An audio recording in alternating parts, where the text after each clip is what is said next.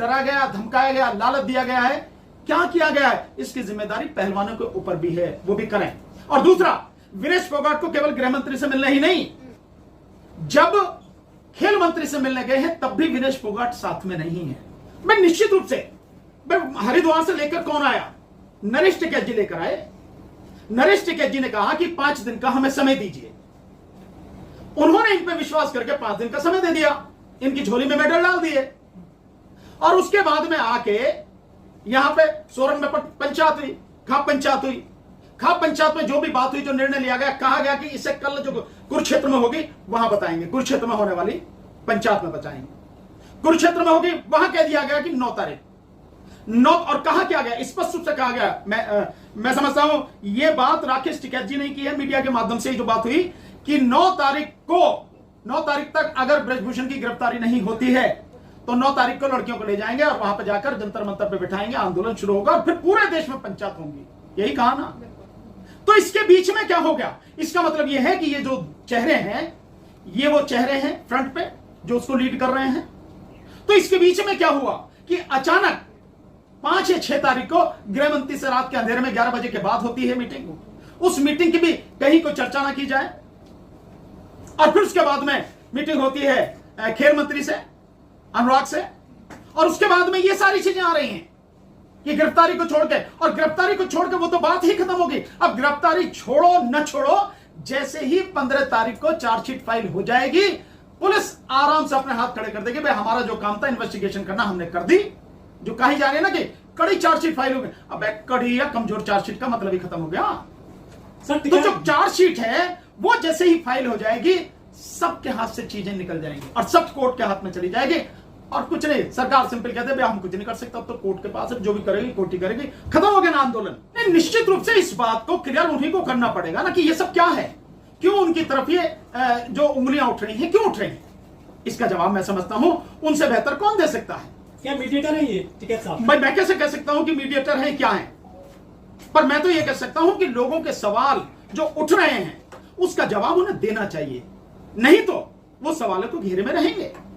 जो बात आप कह रहे हैं ये सारी चीजें होंगी, इसका जवाब उन्हें देना चाहिए। और मैं ये भी कहता हूं, और एक बात और मैं कहना चाहता हूं कि एक काम तो कर ही लेना चाहिए कि 2-3 गाने चलते ना, जाटों का छोरा जाटों का छोरा, भाई रे ये बंद कर देना चाहिए, जाटों का छोरा ये गाना बंद कर देना चाहिए, बस की नहीं था रे।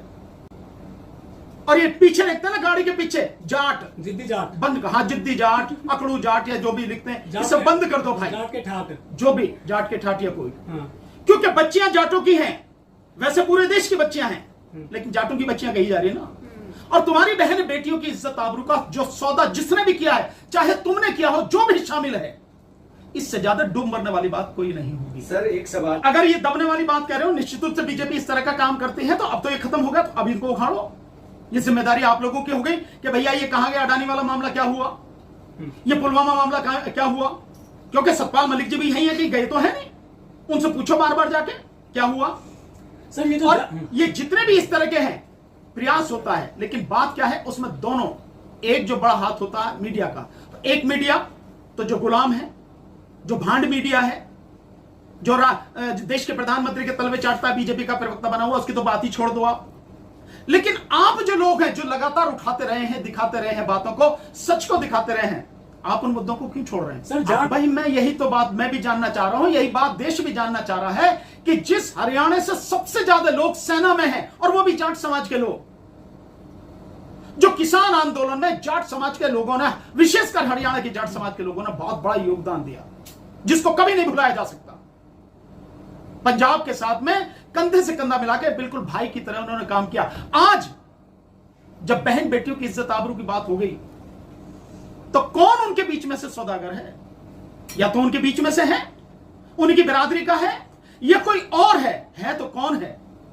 उसकी जानकारी पूरे देश को होना बहुत जरूरी है। ये छोटा नहीं है, बड़ा गंभीर मसला है, क्योंकि इसी तरह से अगर दलाल बीच में आते रहेंगे और पता नहीं लगे कि दलाल कौन है सरकार का, सौदागर कौन है हमारे बीच में आने वाला, तो आगे बहुत धोखा होता रहेगा। बात यह है कि कहीं अन्याय हो रहा है, उस अन्याय के खिलाफ आवाज उठाना हर जागरूक नागरिक का, हर अच्छे सामाजिक कार्यकर्ता का, राजनीतिक व्यक्ति का फर्ज है, संगठनों का फर्ज है कि करें। हम सबने वही फर्ज उठाया, लेकिन बात यह है कि हमने किसान आंदोलन में भी 13 महीने साथ दिया, हमने सीएनआरसी का आंदोलन में लगातार, केवल सीएनआरसी का आंदोलन नहीं बिका, वो नहीं बिका, बाकी सारे आंदोलन बिके। और हम लोगों ने बाकायदा जैसे आंगनवाड़ियों का आंदोलन था उसमें साथ दिया, इस आंदोलन में भी लगातार साथ। सो वो कौन है हमारे बीच से दलाल जिनकी तरफ सुई घूम रही है, जिनके नाम आ रहे हैं, या और भी ऐसे कोई लोग